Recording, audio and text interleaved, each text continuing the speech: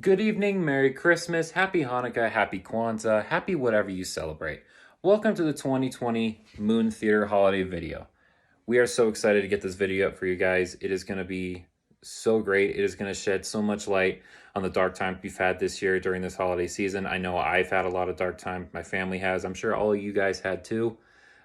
This year has definitely sucked in every way, shape, and form you could possibly think of, but this will definitely shine light on some of those dark times.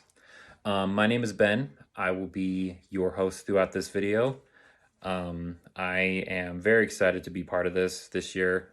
I'm so excited that the board of directors asked me to host this for this year. I was honored and I was thrilled to do it. So we're going to jump into the video. But first, before we do that, make sure to like this video, make sure to subscribe to this YouTube channel, and also there's going to be a GoFundMe page in the description. Please go on there, and I encourage you to donate to Moon Theater. They've put on so many great productions over the past years that I've been a part of, that a lot of other people have been a part of, and we're definitely looking forward to putting more on in the future. So without further ado, sit back, relax, open a bottle of wine, have some popcorn, drink a soda, drink a beer. It's your choice. We're going to get right into the video. We're going to start tonight with a message from the mayor from the town of Berthoud, Will Karspeck. Hi Berthoud, I'm your mayor, Will Karspeck, speaking from Town Park. This last year has been so crazy, it's impossible to not have been affected somehow. But I do hope you use these last couple weeks of December to relax and focus on what matters, your relationships. I hope you spread joy and are open to receiving some as well. Have a happy and safe holiday. When I was a young turkey, new to the coop, my big brother Mike took me out on the stoop. And he sat me down and he spoke real slow. And he told me there was something that I had to know. His look and his tone I will always remember. When he told me the horrors of Black November. Come about August, now listen to me. Each day you'll be thick where once you were thin, and you'll grow a big rubbery thing under your chin. And then one morning, when you're warm in your bed, in'll burst the farmer's wife and hack off your head. Then she'll pluck out all your feathers so you're bald and you're pink, and scoop out all your insides and leave you lying in the sink. And then comes the worst part, he said, not bluffing. She'll spread your cheeks and pack your rear with stuffing. Well, the rest of his words were too grim to repeat. I sat on the stoop like a winged piece of meat, and decided on the spot that to avoid being cooked, I'd have to lay low and remain overlooked. I began a new diet of nuts and granola, high roughage salads, juice, and diet cola. And as they ate pastries, chocolates, and grapes, I stayed in my room doing Jane Fonda tapes. I maintained my weight of 2.5 pounds, and tried not to notice when the bigger birds laughed. But 'twas I who was laughing under my breath as they chomped and they chewed ever closer to death. And sure enough, when Black November rolled around, I was the last turkey left in the entire compound. So now I'm a pet in the farmer's wife's lap. I haven't to worry, so I eat and I nap. She held me today while sewing and humming, and smiled at me and said, Christmas is coming.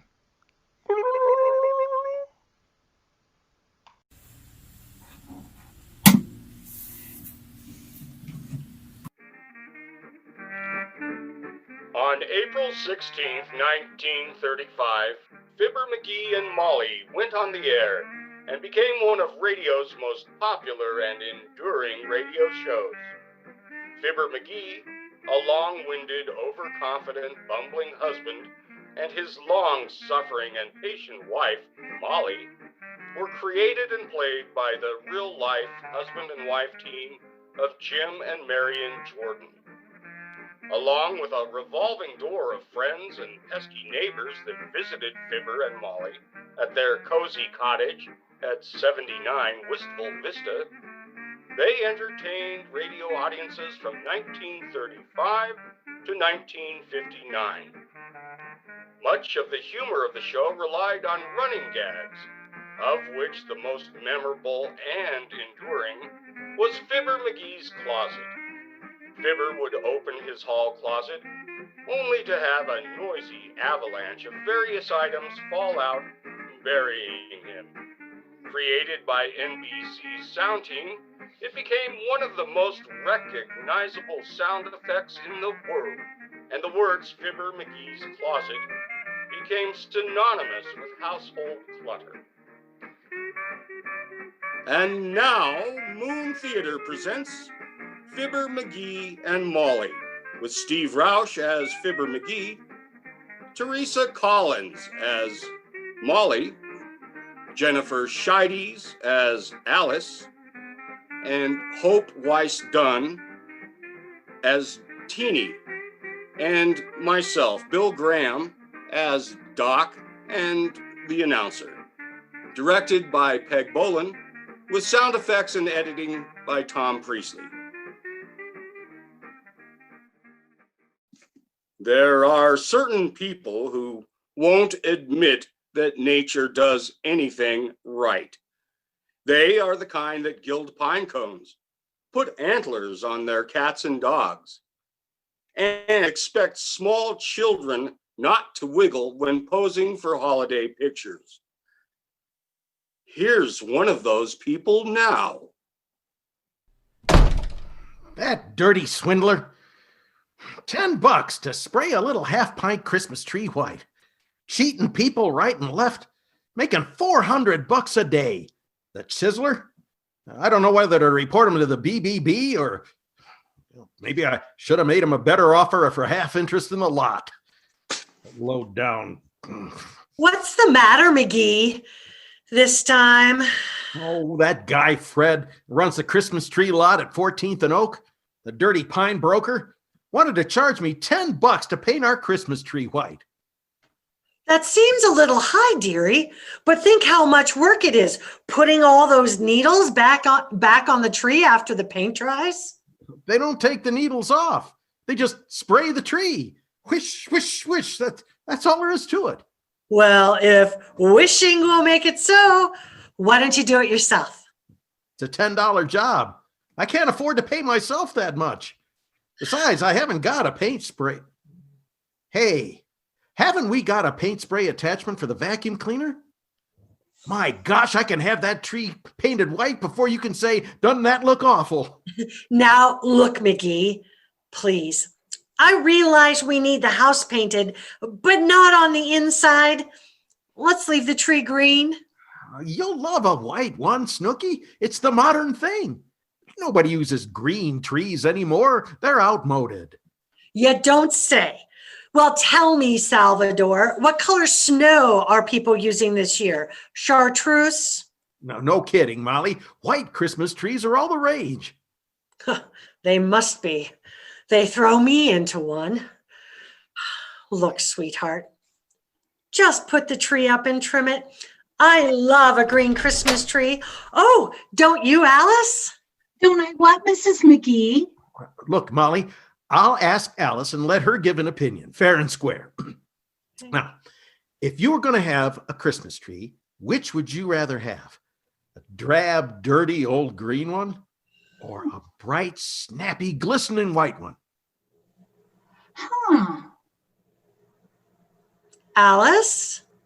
Mistletoe. Mistletoe? What an answer. Oh, jeepers. Don't you just love to hang up a little mistletoe, Mr. McGee? Oh, he's too shy, Alice. I am not shy.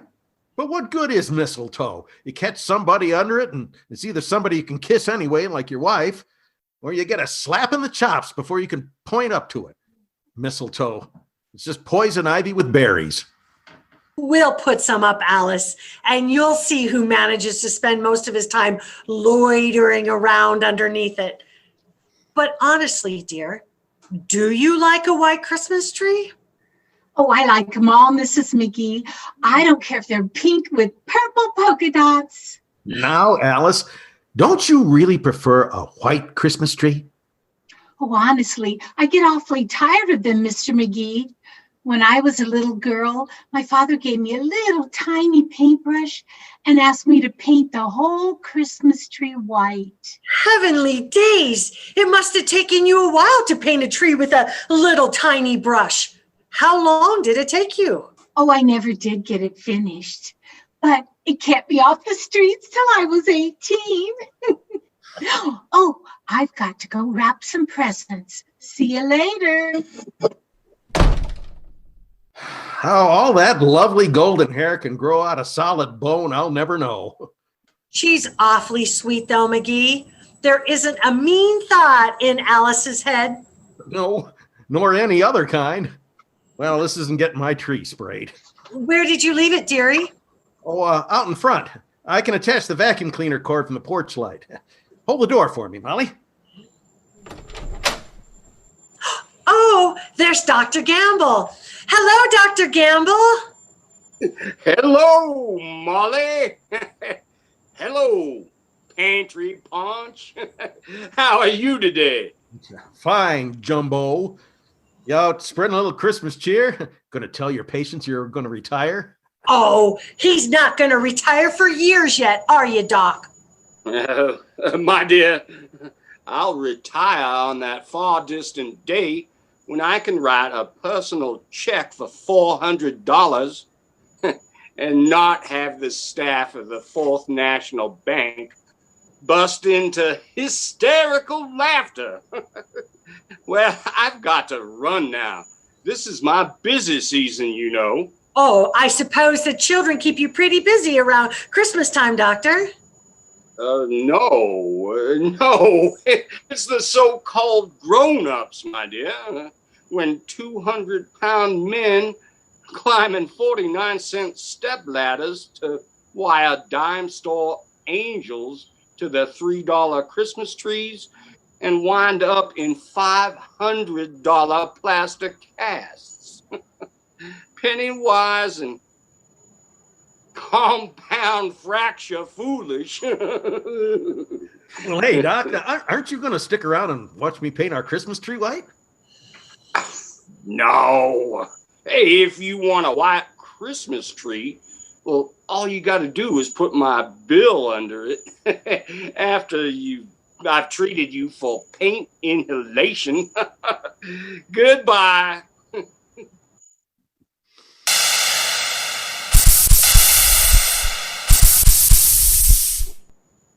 Oh, this doggone thing. What seems to be the matter, dearie? This paint sprayer clogs up like a sentimental woman at a sad movie. Goes along all right for a minute and then clogs up. Well, pound it on the porch step. Maybe that will loosen it up. Okay, I will. Now try it. Okay. Oh, heavenly days, McGee! You almost hit me with that. Oh, sorry, kiddo. Didn't know it was loaded. When it came loose, it threw a bob of paint that could have knocked somebody out of the balcony. Well, stand back. Here we go.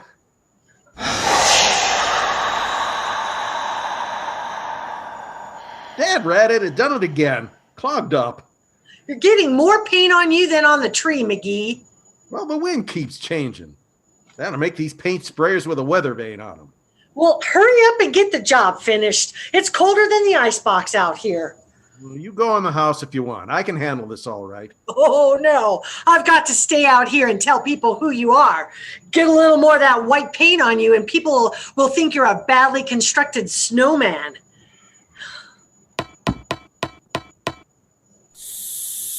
Oh, that does it. There she blows. I'll have this tree sprayed before you can... Stopped up again, McGee? Yeah, the doggone thing. I'm never going to get this tree sprayed.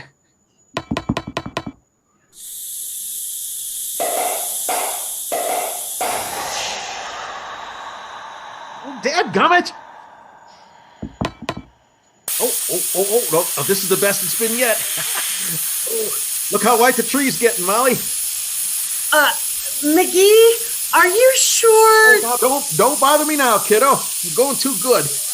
Hot dog, ain't that getting beautiful? Finally got this spray gun working perfect.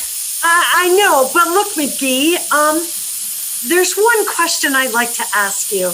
Later, Tootsie. I'm almost finished. There we are. All done. And believe me, that is the whitest Christmas tree you will ever see. Now, won't you admit this is a mighty perfect effect? Yes, if you like that sort of thing. Well, I'll go in and make some hot coffee, dearie. McGee. What, baby? I've been wanting to ask you, whose Christmas tree is this on our front porch? Oh, well, that's the one I bought this morning that I'm going to paint white. And, oh my gosh, which tree did I paint? The one that's been growing there in the yard all these years? Bring the vacuum cleaner in when you come. If I ain't the dumbest guy that ever lived. Wise guy, a know-it-all. I can't tell one tree from another. Oh, I am brainless and incompetent. If I weren't so stupid, I'd... Matter, mister. I know that voice. It's you, isn't it, Teeny? Sure is. You betcha. What you sitting there with your head in your hands for, mister? Got a headache? Want an aspirin? What do you say? Do ya? Do ya? No, thanks, sis. Medicine won't touch the kind of headache I got. Gee, I'm sorry, mister, but... Oh, boy, who did that? Who did what? Who painted that tree white?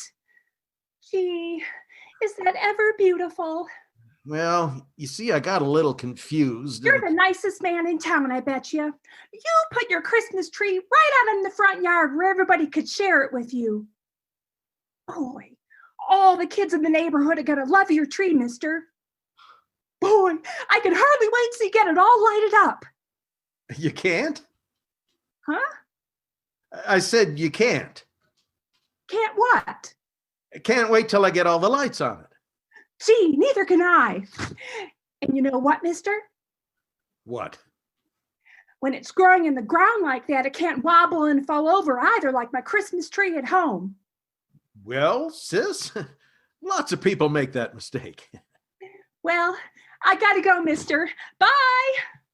Bye, sis. Lights sure would look good on that tree. Now, where are those lights?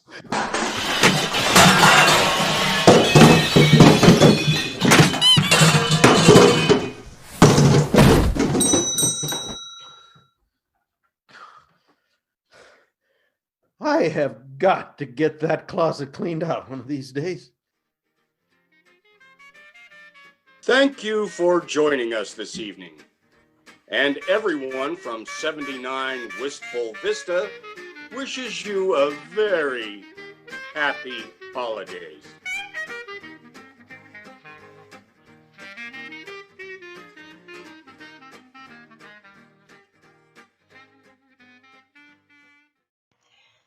I learned at an early age that I really loved making people laugh.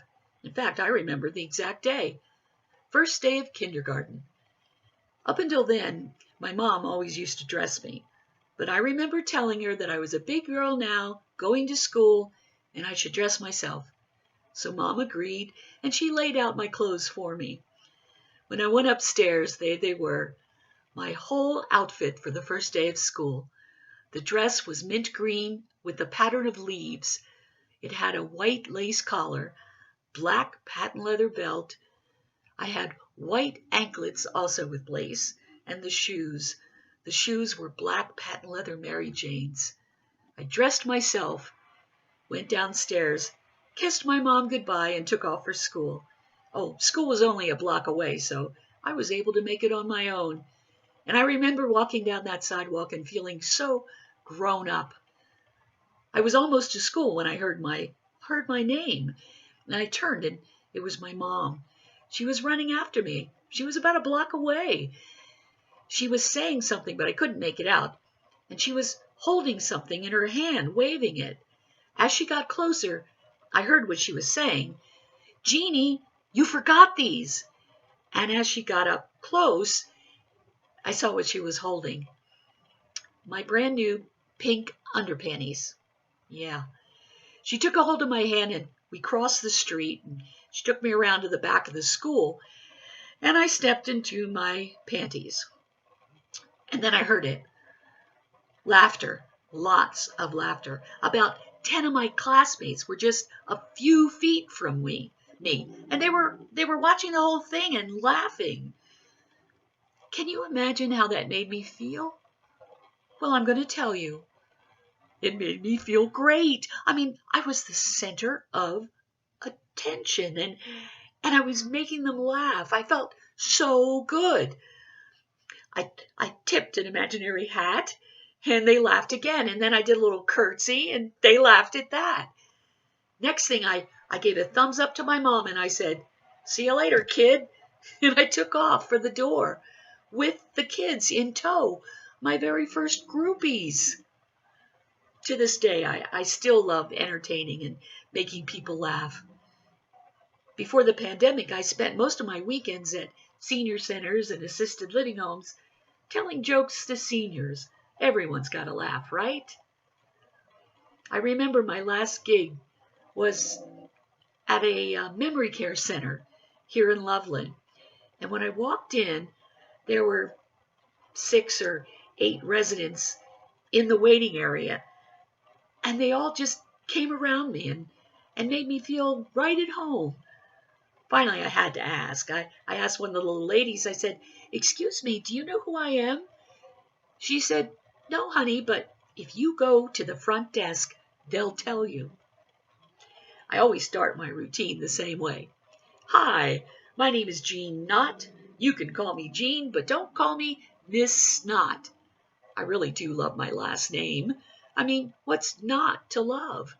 Besides, how many people do you know that can get a laugh just by introducing themselves?" My mom's maiden name was Wood, so when she married my dad, she became Margaret Wood Knott. Why, even their wedding announcement was funny. The headline in the newspaper read, "Would not marry."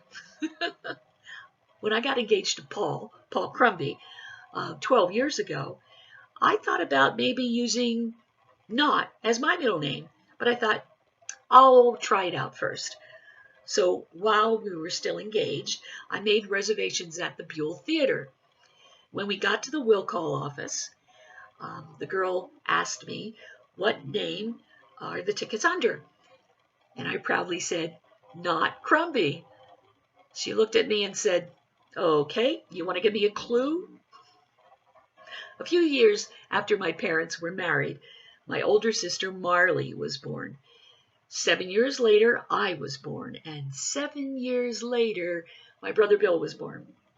And people would often ask my dad, they'd say, "Wiley, why did you wait 7 years between each kid?" My dad would always say the same thing.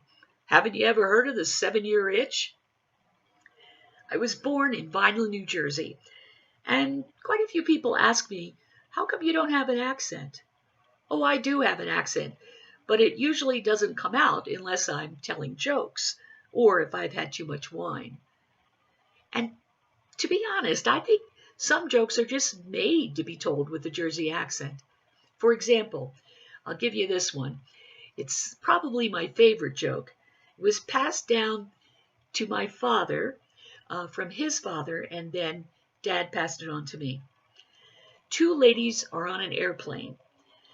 The one seated next to the window has this huge diamond ring. The woman next to her leans over. She says, "Oi, I have never seen such a gorgeous diamond." The woman says, Thank you. This is the famous Plotnik diamond." The woman said, "The Plotnik diamond? I never heard." She says, "You never heard of the Plotnik diamond? You heard of the Hope diamond, right?" She says, "Yeah, well, this is the Plotnik diamond."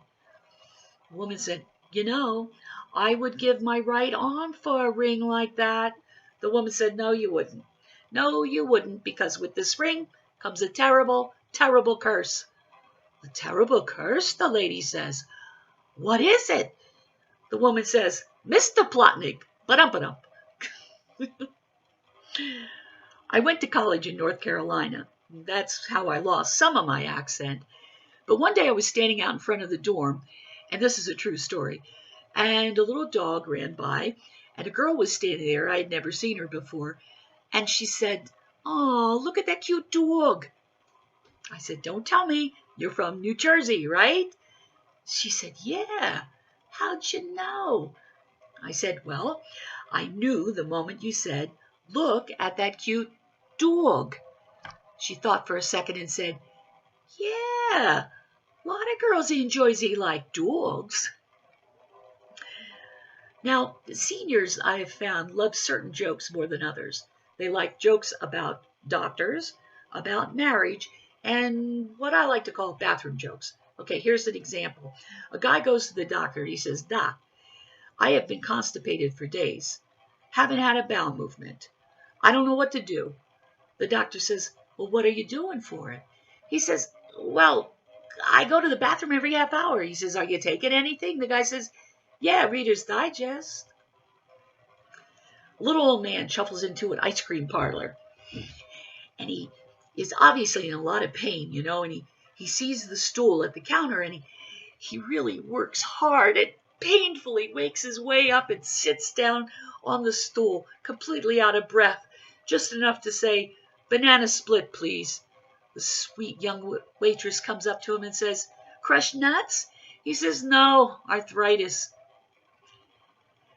Speaking of anniversaries, my anniversary's coming up, and I told my husband what I wanted. I said, I want something shiny that goes from 0 to 160 in 5 seconds. He got me a bathroom scale.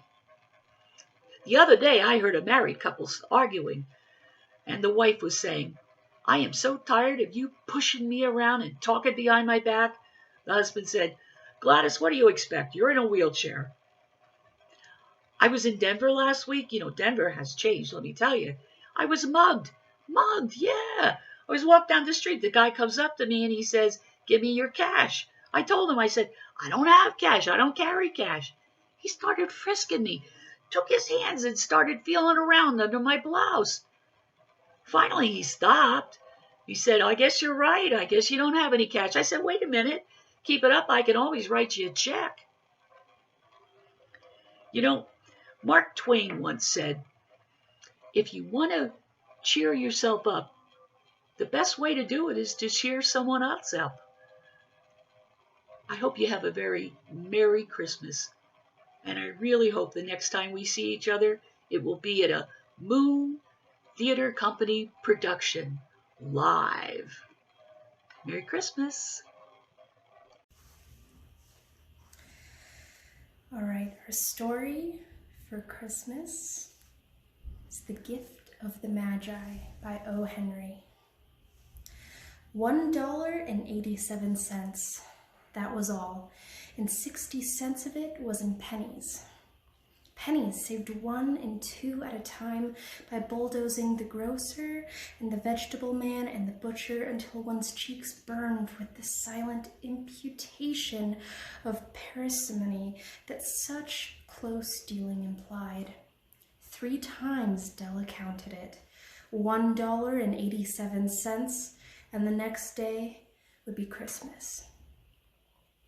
There was clearly nothing to do but flop down on the shabby little couch and howl, and so Della did it, which instigates the moral reflection that life is made up of sobs, sniffles, and smiles, with sniffles predominating.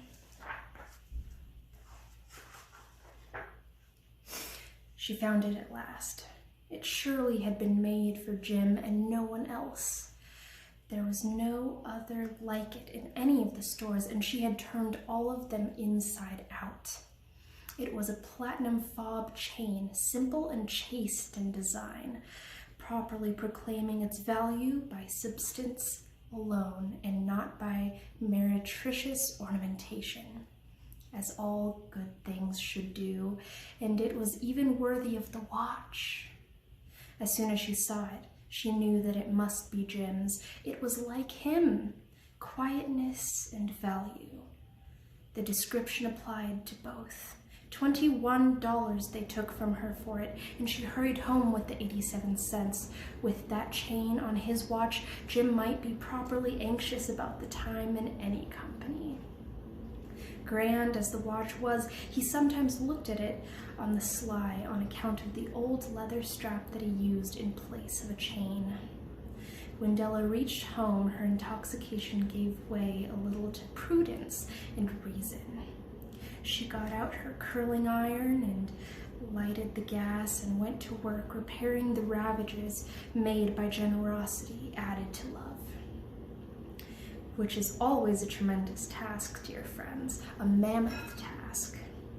Within 40 minutes, her head was covered with tiny, close-lying curls that made her look wonderfully like a truant schoolboy. She looked at her reflection in the mirror long, carefully, and critically. If Jim doesn't kill me, she said to herself, before he takes a second look at me, he'll say I look like a Coney Island chorus girl.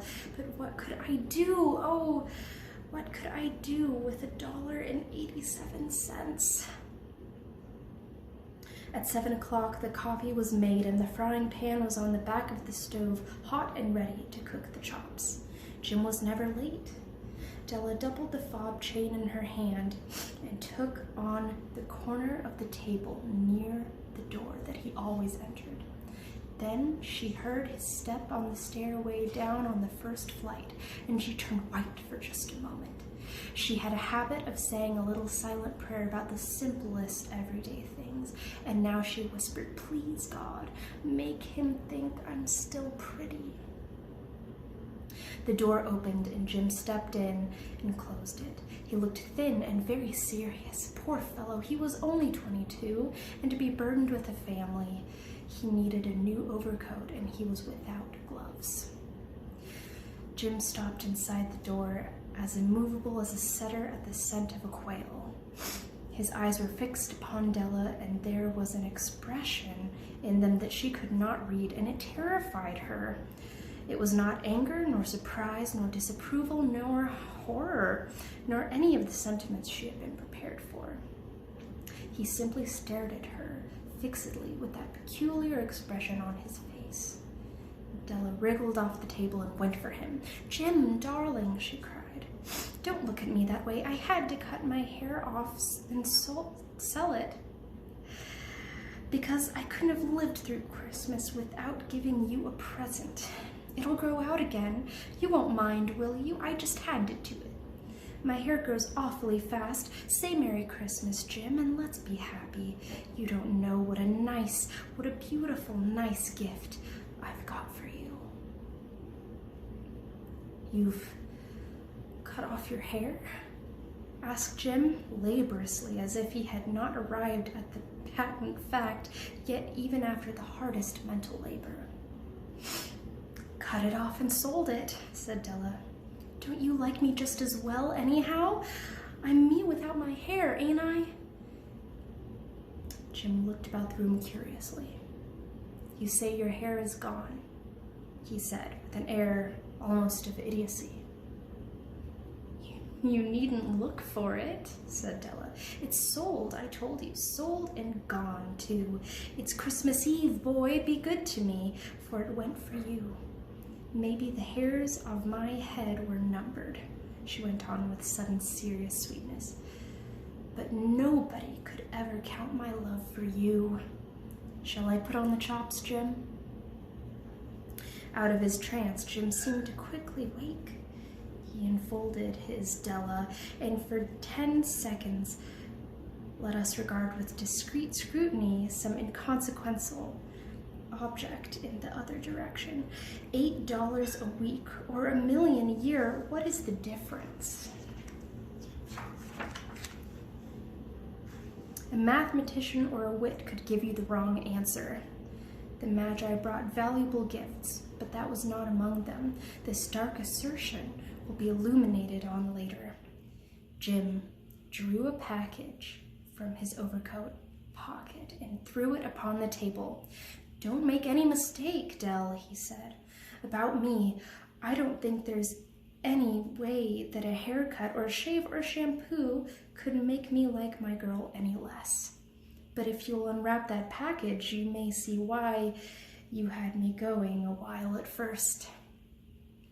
White fingers and nimble tore at the string and paper, and then an ecstatic scream of joy, and then, alas, a quick feminine change to hysterical tears and wails, necessitating the immediate employment of all the comforting powers of the lord of the flat. For there lie the combs, the set of combs side and back that Dell had worshipped in a Broadway window, beautiful, pure tortoise shell with jeweled rims, just the shade to wear in the beautiful, vanished hair. They were expensive combs, she knew, and her heart had simply craved and yearned over them without the least hope of possession. And now they were hers, but the tresses in multiple that should have adorned the coveted adornments were gone. But she hugged them to her chest, and at length she was able to look up with dim eyes and smile and say, "My hair grows fast, Jim." And then Della leaped up like a little singed cat and cried, "Oh, oh!" Jim had not yet seen his beautiful present.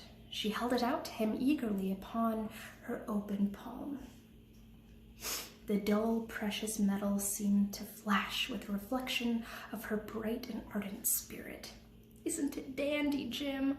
I hunted all over town to find it, and you'll have to look at the time 100 times a day now. Give me your watch. I want to see how it looks on it."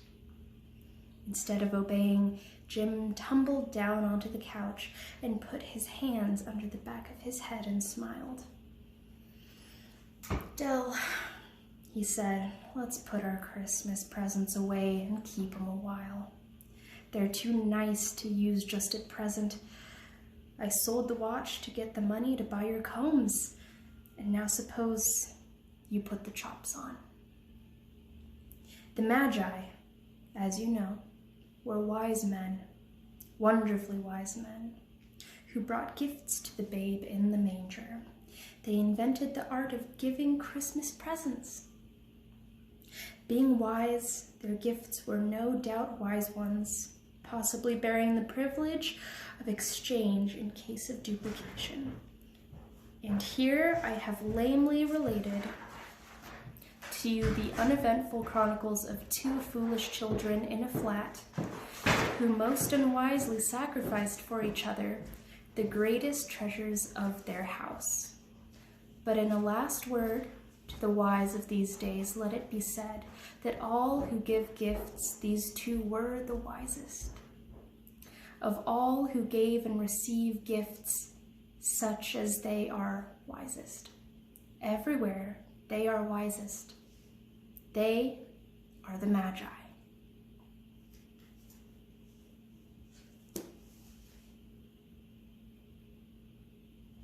And that will conclude Act 1. We're going to go now into a brief intermission. Please take this time to use the bathroom, to refill your snacks, to refill your drinks, whatever. But we are going to be back very, very shortly. So stick around. We'll be right back.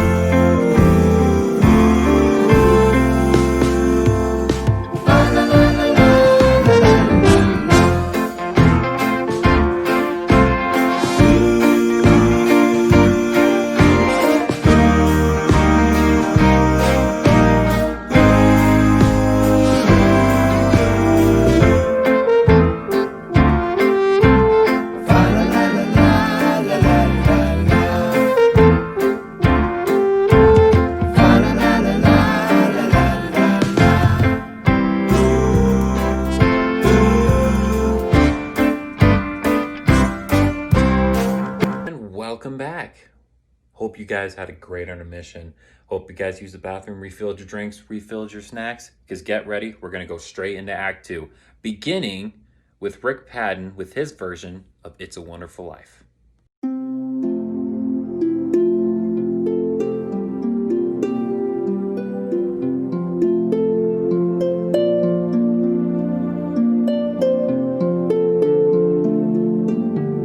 It was pure chemistry from the very beginning. Jimmy Stewart playing George Bailey and Donna Reed playing Mary Hatch. A wonderful life and a wonderful story. One that warms our hearts each year about this time, and one that reminds us that we may have already done more with our lives than we know. Mary, I know what I'm going to do tomorrow and the next day and the next year and the year after that. I'm shaking the dust of this crummy little town off my feet and I'm going to see the world. And then I'll come back here and go to college and see what they know. But then I'm going to build things. I'm going to build airfields, and I'm going to build skyscrapers 100 stories high, and then I'm going to build bridges a mile long, and then... Mary, what is it you want? What is it you want? You want the moon? You just say the word, and I'll throw a lasso around it, and I'll pull it down. Hey, that's not a bad idea. I'll give you the moon, Mary. And then what? Well, then you'll swallow it, and it'll dissolve, see? And then moonbeams will come shooting out through your fingers and your toes, and the ends of your hair. Oh, Mary, I can see it all now. It didn't quite work out that way. Oh, they got married, of course, and moved into Mary's dream house and fixed it up and had 4 children. But George never did get to travel. No, he stayed in Bedford Falls, took over his father's modest building and loan company, and settled in for a boring life, struggling to keep the town's rich skinflint, Mr. Potter, from taking over the rest of the town. But still, George had his moments and towed the line, like the time there was a run on the banks. Oh, come on now, all of you. Please listen. You're looking at this place all wrong. As if I had the money back here in the safe. Well, the money's not here. No, the money's in Joe's house, in your house, Ed, next door, and the Kennedy house, and Mrs. McLean's, and 100 other houses. I'm begging you, please don't do this. If Potter gets a hold of this building and loan, why, there'll never be another decent house built in this town again. George would end up using his own money to help his shareholders through that crisis. But his lack of greed and his compassionate nature would mean that his company would never really be much more than barely surviving. And then came the war. And that fateful Christmas Eve, when his Uncle Billy lost $8,000 of their money. $8,000? Not our money. Not the depositor's money. Well, the bank examiner is here. Well, come on. Think. You gotta think now, you old fool. Where's that money? This means bankruptcy and scandal, and one of us is going to jail, and it's not going to be me. Well, this was not like George at all. It wasn't like him to be mean. And yet at home that night he was harsh and short with his wife and children as well. And it was Christmas time. He was outside of himself and knew it. Desperate, he turned to Mr. Potter for help and was rudely rebuked. In fact, Potter threatened to have him arrested instead of helping him. Thinking that his wife and his children and those who loved him would be better off with him dead, he contemplated suicide.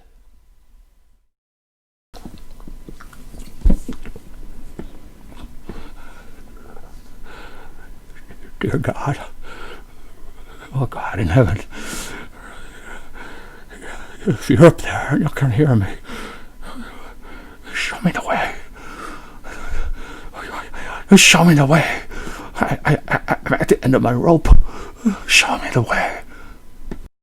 Drunk, with his lip bleeding from a fight in the bar, George crashed his car, hitting not only a tree, but rock bottom as well. A troubled George Bailey stood on the Bedford Falls toll bridge, staring down at the icy waters below, poised to end it all.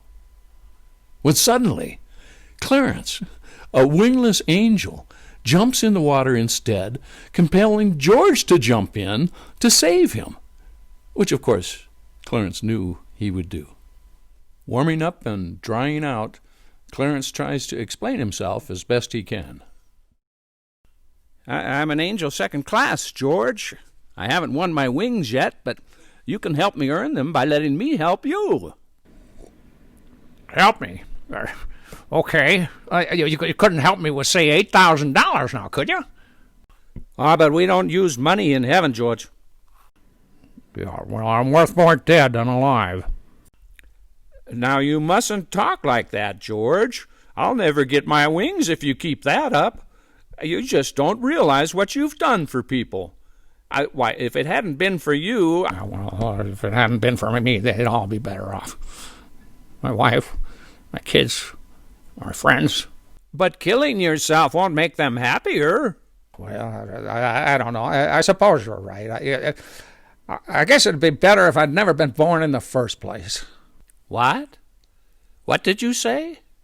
Yeah, I wish I'd never been born. Okay, George. You've got your wish. You were never born. Now listen, Clarence, or whoever you are. You have no worries. No missing $8,000. No sheriff or Mr. Potter on your tail. You don't exist. Hey, wait. Say something into my bad ear. You hear me all right, George. You don't have a bad ear. That's because you're not the George Bailey that you used to be. Now you're nobody. Oh, that's nuts, but I can hear. And your lips stopped bleeding, too. Well, yeah, it did. Well, then who am I, then? You have no identity. Oh, what are you talking about? I'm George Bailey. No, you're not. No papers, no driver's license, no 4F card, no insurance policy. You don't exist. What, I'm a ghost? You've been given a gift, George, to see the world without you. You know, you're nuts. You're just nuts, Bub, and you're driving me nuts, too. I'm going back to the bar for a drink. I know. I'm coming with you. George finds that the bartender no longer knows him, and then he sees a scruffy, bedraggled man begging for money at the bar. Oh, well, hey, there's Mr. Gower over there. But hey, what happened to Mr. Gower? How could that be? He's begging for money. Well, don't you see, George? You weren't there to stop Gower from accidentally putting poison in that child's medicine. He spent 20 years in jail for it. I wasn't there. Sure, I was there. No, because you were not born. Well, if I wasn't born, who am I? Nobody. George finds that he is in Pottersville now, not Bedford Falls. The building and loan is gone. A woman he once helped out of trouble is now a prostitute. A cab driver he once helped is now living in a shack, alone and divorced. The beat cop, his friend the beat cop, doesn't even recognize him. His old house is abandoned and run down, and he has no wife or children. He is viewed as crazed and delusional. His Uncle Billy is in the nut house, and the subdivision that he and his father financed is now a cemetery. His brother Harry, whom George had saved from drowning as a child, doesn't exist, never earned that Medal of Honor, and all the men he'd saved in the war died. Harry wasn't there to save them, because George wasn't there to save Harry. He runs to his mother's house, and she doesn't recognize him. And finally, he finds Mary at the library, now an old maid who never married. She doesn't know him, and she is frightened, and she runs from him. Mary, it's me, George. Don't you know me? Come on, please, don't do this to me. I'm begging you. I need help. Mary, where's our kids? Please, you got to help me. Please, Mary, please. And that was enough for George. He returns to the bridge where all this strangeness began, desperate. Clarence, help me. Get me back. I don't care what happens to me. Just get me back with my wife and kids. I want to live. I want to live again. Clarence disappears into the fog, and Officer Bert drives up in his car and gets out and says, "George? You all right, George?" What? George? Bert! Bert, you know me? Know you? George, I've been looking all over town for you. Where have you been? Where have I been? Say it again. I can't hear you. The cop complies and says, "Well, I'll try the good ear. I said, where have you been?" Why, Bert, I'm alive. I'm alive again. The cop asks, "Alive again? George, are you all right? You know, your mouth is bleeding." My mouth? Hey! My mouth is bleeding. Look at the blood oozing out of there. What do you know? The cop is about done with this. "Well, yeah, Merry Christmas, George. Now get in my squad car and I'll drive you home." I can't wait, Bert. I'm going home. I know the way home. Boy, do I know the way home. Merry Christmas, Bert. George is humble and blissful now as he walks through the town in the snow, waving at the people and even the buildings. Merry Christmas, Bedford Falls. Oh, Merry Christmas. Merry Christmas, old building and lawn. Merry Christmas, old car. Merry Christmas, tree. Oh, Mr. Potter, Merry Christmas. George was back. Oh, still in a pickle, but filled with happiness. And then his family and friends and the town folk came to his rescue, carrying baskets of cash and expressions of love. And Clarence, his angel, got his wings that night, signaled by the ringing of the bell on the family Christmas tree. It's a wonderful life, isn't it?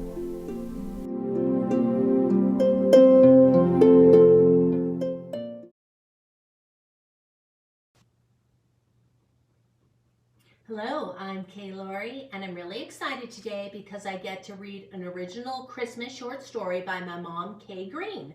Not only is she an accomplished oil painter, she also writes short stories. So I'm excited to read this new story of hers called Fuzzy. A young polar bear was named Fuzzy Joe. He lived up north in the ice and the snow. His home was a cave so cozy and warm, with Mama and Daddy away from the storm. He had a good friend named Sammy the Seal, and they loved to play on a very long hill.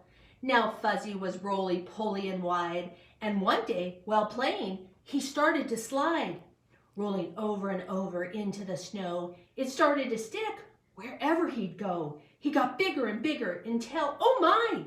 It seemed he was almost touching the sky. "Help, help," he cried as he started to roll down off the hill far, far below.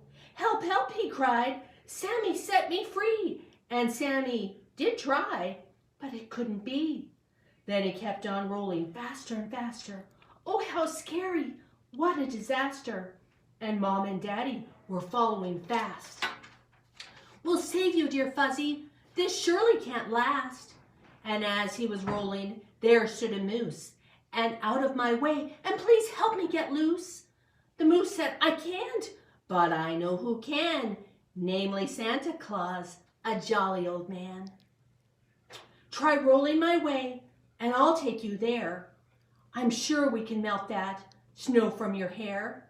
Then out of the way went the moose with a dash, and then Fuzzy landed with a very loud crash to a very large place, all filled with bright lights, and wee little men, all wearing green tights. Then he said to Santa, a jolly old man, "Surely I will melt this as soon as I can. Now come by the fireplace. Which is your head? All will be well. There's nothing to dread." Now by the fireplace, all nice and warm, Fuzzy started to melt without any harm. He formed a large puddle with a drip, drip, drip drop. Along came Mrs. Santa and started to mop. When Fuzzy had melted as clean as could be, now Santa said, "It's time for some tea. With cookies and cakes and some candy too, we will all celebrate the thawing of you. With all of the elves, Mama, Daddy, Sammy too, and also Moose, who did all he could to try to help Fuzzy by bringing him here. What wonderful friends, so very dear."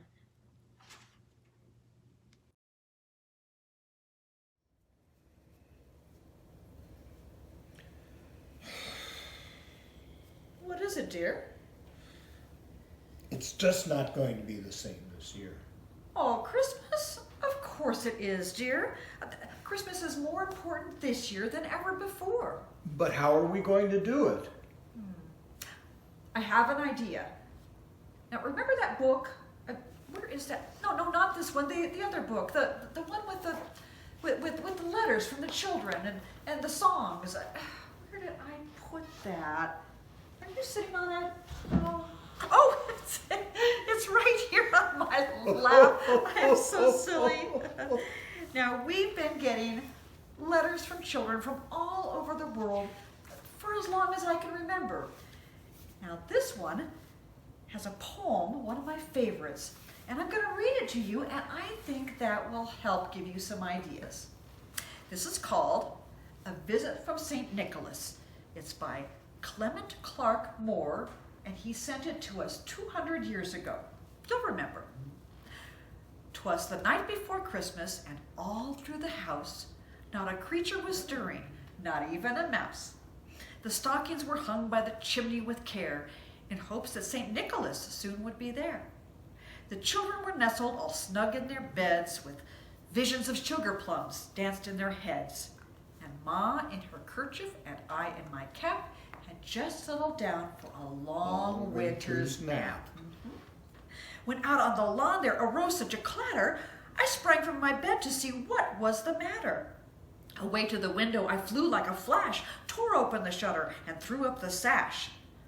The moon on the breast of the new fallen snow gave a luster of midday to objects below, when what to my wondering eye should appear but a miniature sleigh and 8 tiny reindeer. With a little old driver so lively and quick, I knew in a moment it must be Saint Nick. More rapid than eagles his coursers they came, and he whistled and shouted and called them by name. Now Dasher, now Dancer, now Prancer, and Vixen, on Comet, on Cupid, on Donner, and Vixen. I think that last one was Blitzen, I think. You're right. To the top of the porch, to the top of the wall, now dash away, dash away, dash away all. As dry leaves that before the wild hurricane fly, when they meet with an obstacle mount to the sky, so up to the housetop the coursers they flew, with a sleigh full of toys and St. Nicholas too. And then in a twinkling I heard on the roof the prancing and pawing of each little hoof. As I drew in my head and was turning around, down the chimney St. Nicholas came with a bound. He was dressed all in fur from his head to his foot, and his clothes were all tarnished with ashes and soot. A bundle of toys he had flung on his back, and he looked like a peddler just opening his pack. His eyes, how they twinkled, his dimples, how merry. His cheeks were like roses, his nose like a cherry. His droll little mouth was drawn up like a bow, and the beard on his chin was as white as the snow. The stump of a pipe he held tight in his teeth, and the smoke, it encircled his head like a wreath. He had a broad face and a round little belly that shook when he laughed like a bowl full of jelly. He was chubby and plump, a right jolly old elf, and I laughed when I saw him, in spite of myself. A wink of his eye and a twist of his head soon gave me to know I had nothing to dread. He spoke not a word, but went straight to work and filled all the stockings, then turned with a jerk and laying his finger aside of his nose and giving a nod, up the chimney he rose. He sprang to his sleigh, to his team gave a whistle, and away they all flew like the down of a thistle. And I heard him exclaim ere they drove out of sight, Merry Christmas to all, and to all a good night. Now there, don't you feel better now? I do. What you mean is we can keep the spirit of Christmas even though things are going to be a little different this year. Of course we can. Now you get back to your lists.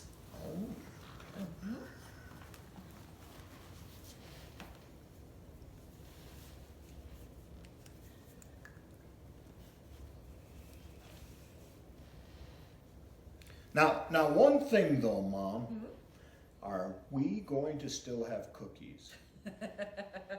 I will bake you cookies, dear.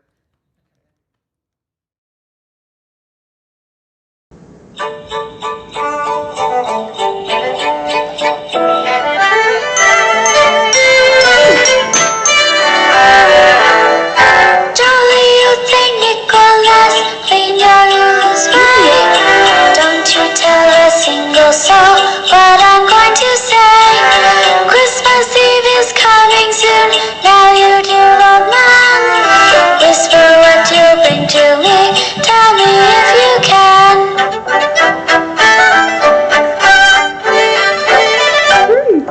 When the clock is striking 12, when I'm fast asleep, down the chimney broad and black, with your pack you'll creep. All the stockings you will find hanging in a row. Mine will be the shortest one, you'll be sure to know.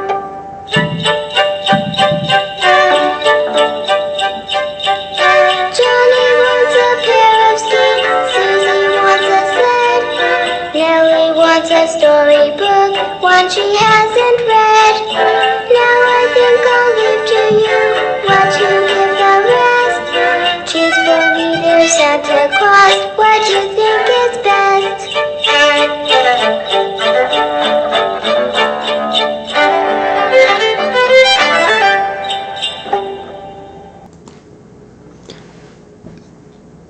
Some events become important because of their simplicity, also because of their inspiration and hope, and their wish and recognition of something greater than ourselves. Such was a letter written by an 8-year-old, Virginia O. Hanlon, who wrote a letter to the editor of New York's newspaper at the time, The Sun. And the quick response was printed as an unsigned editorial in September 21st, 1897. This brief letter to the editors has lived on famously and for good reasons since. In this presentation, we will elaborate on this letter by Virginia and the newsman's response in an effort to hopefully help us rekindle and spark a new belief in that is what is beyond us, what is important, and the hope brought by a very young girl, witness to the fact that there are big things in small packages. Virginia had been told by her young friends that there was no Santa Claus. And it was the wisdom of her father to encourage her to write the newspaper, New York's Sun. And in so doing, the work of a veteran newsman, Francis Pharcellus Church, whose picture you see here, has since become history's most reprinted newspaper editorial, which is saying some in this day and age, appearing in part or whole in dozens of languages in books, movies, and other editorials, and on posters and stamps. Again, witness that the faith and hope of a young girl goes well beyond her search for the truth about Santa Claus. And thanks to the website Museum, we have at least some photo of both Virginia and Francis Church, and a facsimile of the newspaper response, which we will be reading to you, both Virginia's letter and Mr. Church's response. Okay?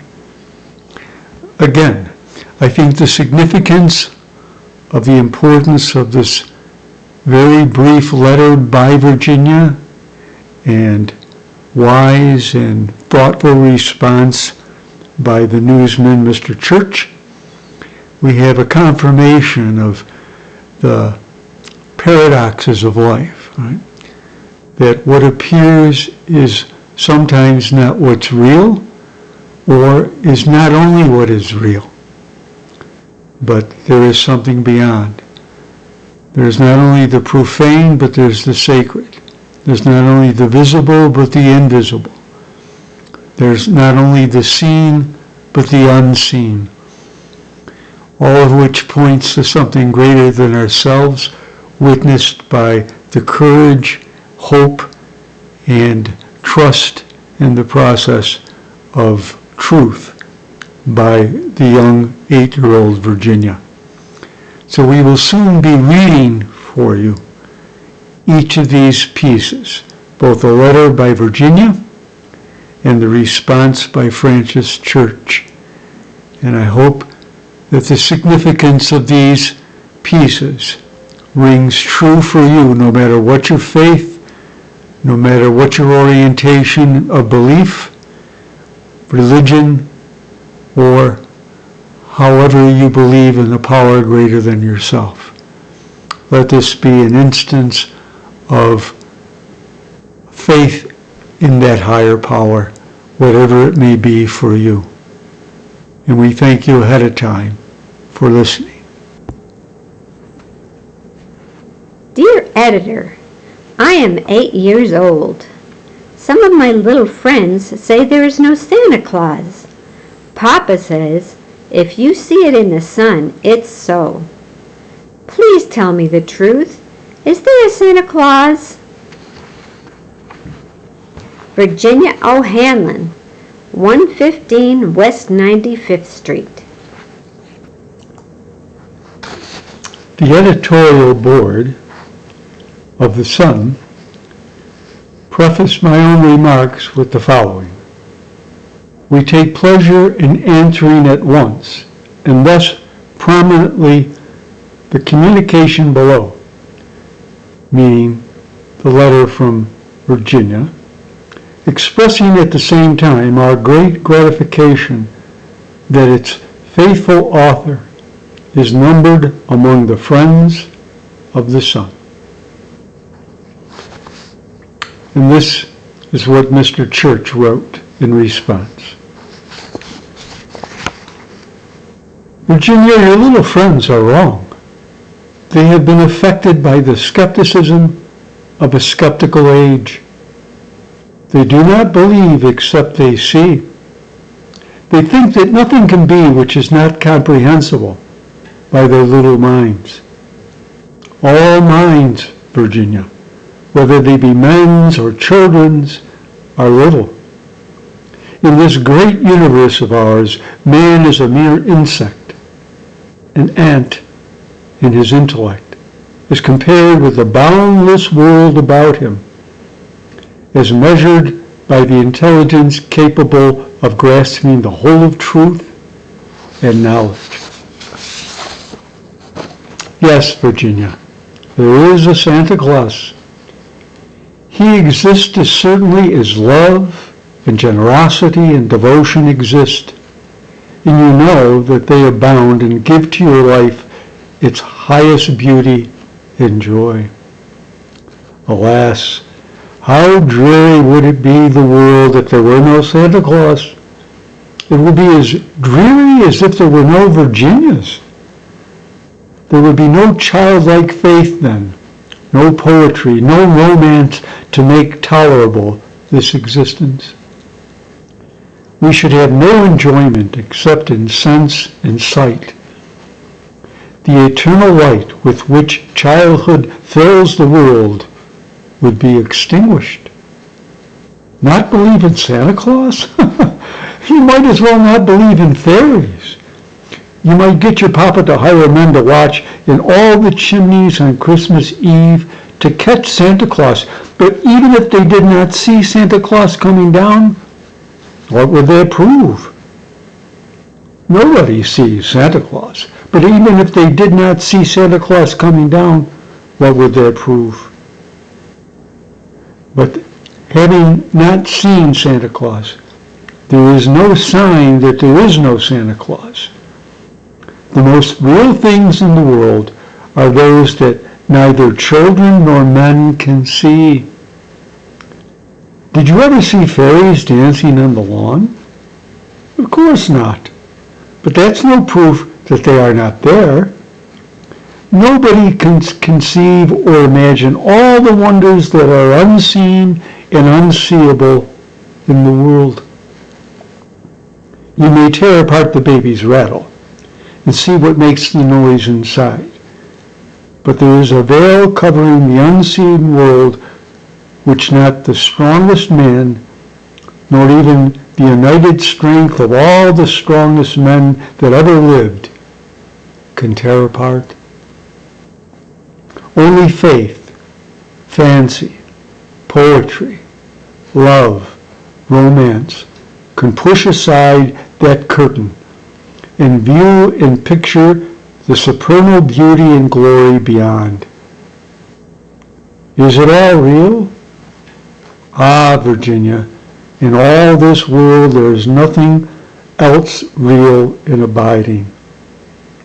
No Santa Claus? Thank God he lives, and he lives forever. 1,000 years from now, Virginia, nay, 10 times 10,000 years from now, he will continue to make glad the heart of childhood.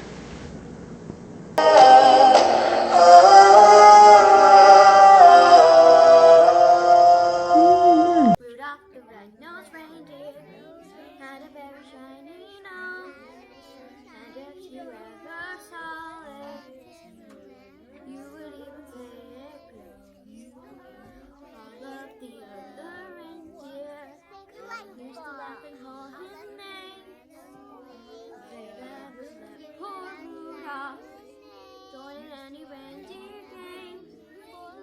Then one foggy Christmas Eve, Santa came to say, Rudolph, with your nose so bright, won't you guide my sleigh tonight? Santa the reindeer loved him as they shouted out with glee. Rudolph the red-nosed reindeer, you'll go down in history.